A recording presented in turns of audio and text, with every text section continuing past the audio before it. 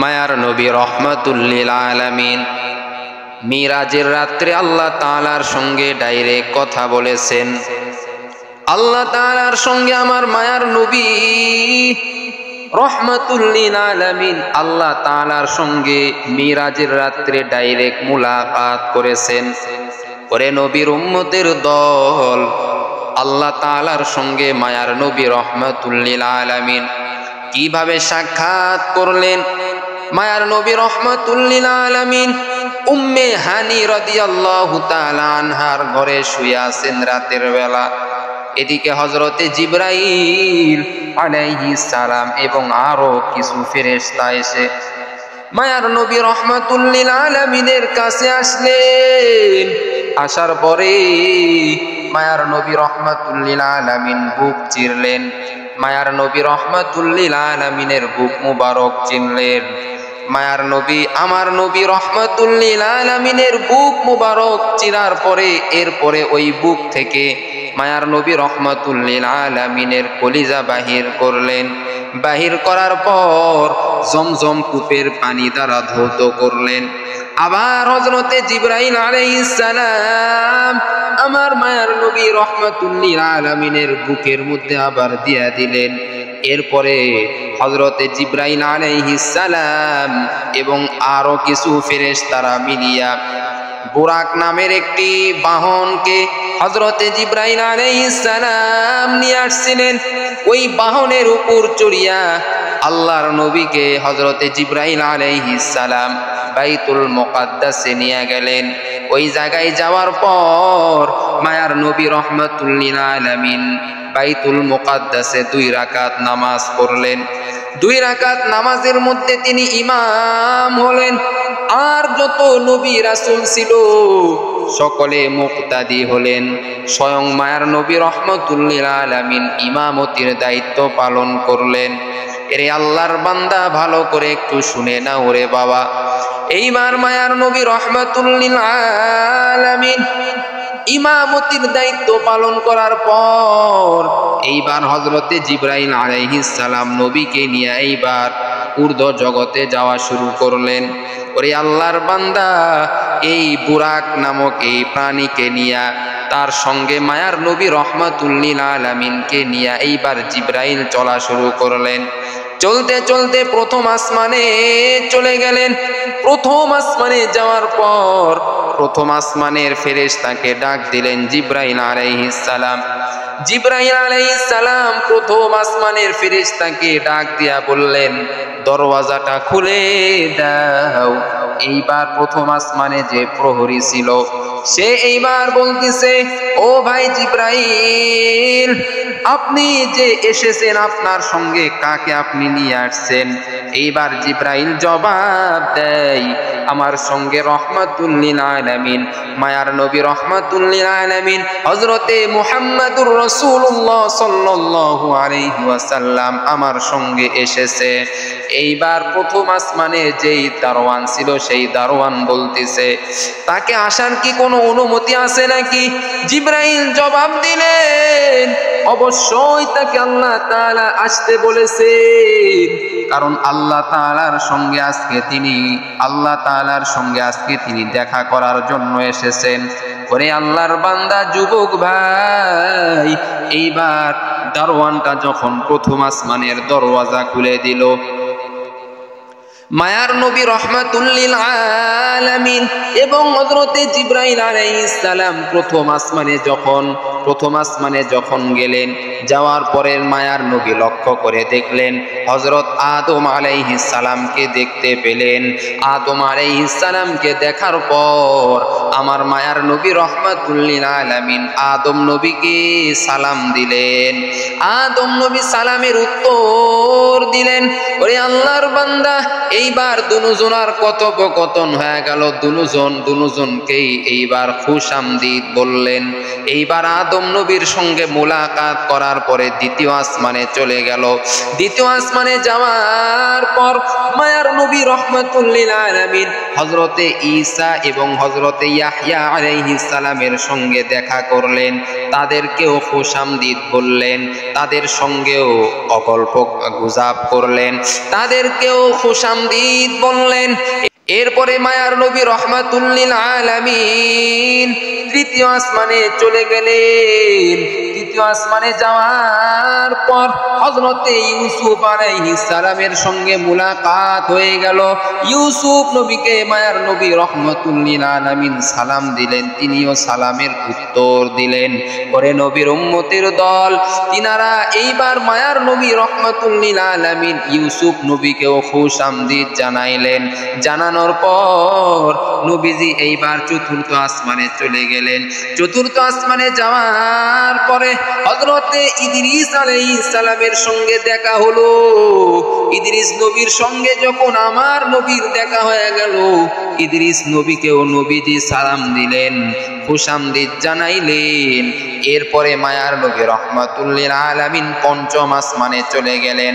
পঞ্চম আসমানে যাওয়ার পর হযরতে হারুন আলাইহিস সালামের সঙ্গে দেখা হয়ে গেল।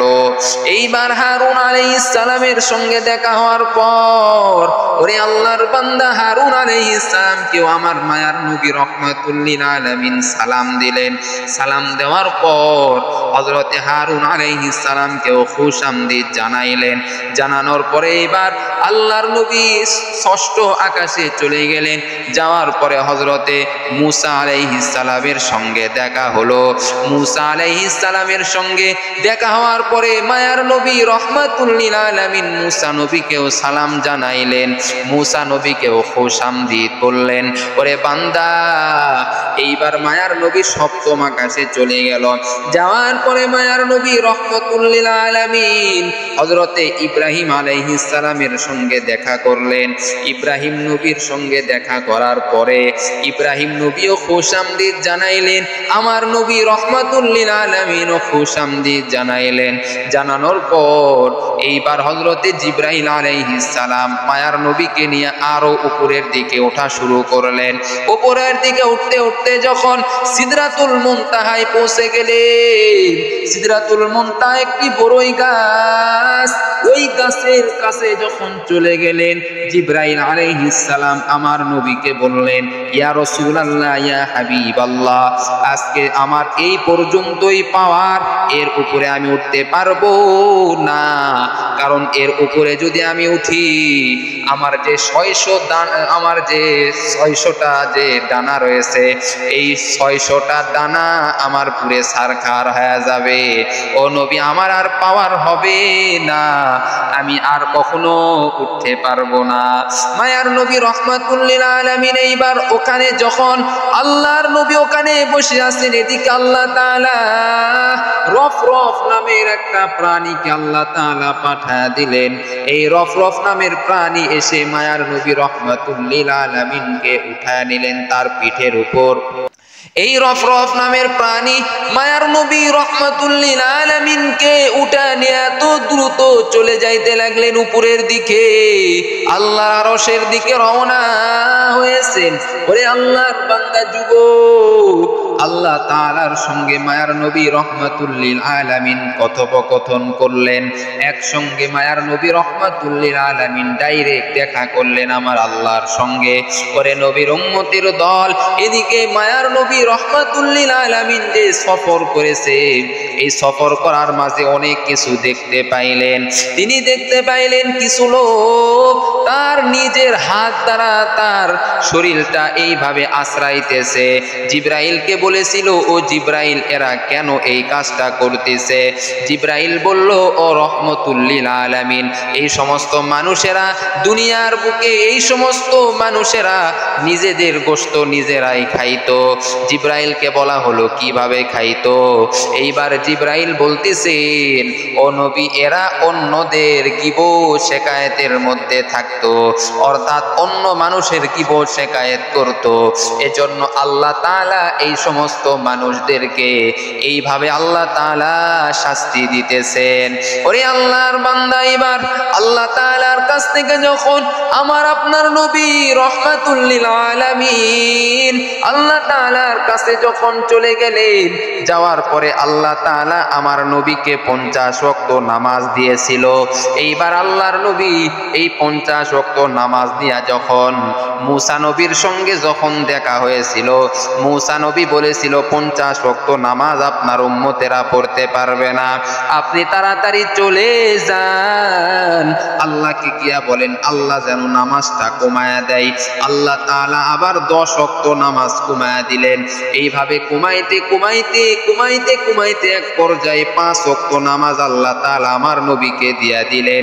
আর বললেন, ও নবী, আপনার উম্মতেরা যদি এই 5 ওয়াক্ত নামাজ যদি ঠিক মতো যদি আপনার উম্মতেরা যদি আদায় করতে পারে, আমি আল্লাহ 50 ওয়াক্তর নেকি আমি আল্লাহ দিয়া দিব। মাখন সুস্তুতি নামাজে পাঞ্জে গানা ফাওয়াইলুল লিল মুসাল্লিনাল্লাযিনা মুমিনারা ইনামাজ ইমদাদিদা ইস্তাঈনু আয়াতে কুরআ বখা। এরে আল্লাহর বান্দা, নবীজি যখন আল্লাহ তাআলার সঙ্গে মুলাকাত করার পরে আবার এই জমিনের মধ্যে আসলেন, পরে নবীর উম্মতের দল আল্লাহর নবী এইবার পরের দিন সকালবেলা বসে আছেন। আবু জেহেল আল্লাহর নবীর সামনে দিয়া যাইতেছেন। আবু জেহেল নবীকে দেখিয়া বললেন, ও মুহাম্মদ, মনে হয় তুমি আমাকে কিছু বলবা। এইবার নবী বললেন, হ্যাঁ, আমি আপনাকে কিছু বলতে চাই। নবী এইবার এই ঘটনাটা যখন মিরাজের ঘটনাটা যখন আবু জেহেলকে বলল, আবু জেহেল বলতেছে, এই ঘটনা আমি কখনো বিশ্বাস করি না। ওরে নবীর উম্মতের দল, আবু জেহেল বিশ্বাস করলো না। কিন্তু এই রাস্তা দিয়াই কিছুক্ষণ পরে আবু বকর সিদ্দিক রাদিয়াল্লাহু তাআলা আনহু যাইতে লাগলেন। আবু বকরকে যখন এই কথা বললেন, আবু বকরকে যখন এই ঘটনাটা শুনাইলেন, আল্লাহর নবী যখন নিজে মুখে আবু বকরকে যখন ঘটনাটা শুনাইলেন, আবু বকর বললেন, ইয়া রাসূলুল্লাহ, ইয়া হাবিবাল্লাহ, আপনি যে ঘটনা ঘটেছে আপনার সঙ্গে, এই ঘটনা আমি আবু বকর বিশ্বাস করেছি। কারণ আপনার প্রত্যেকটা কথা কেউ বিশ্বাস করুক আর না করুক, আমি আবু বকর আপনার এই সব প্রত্যেকটা কথা আমি আবু বকর বিশ্বাস করি। ও নবী, আমি আপনার কথা আমি বিশ্বাস অবশ্যই করেছি, ঘটনাটা বিশ্বাস করেছি।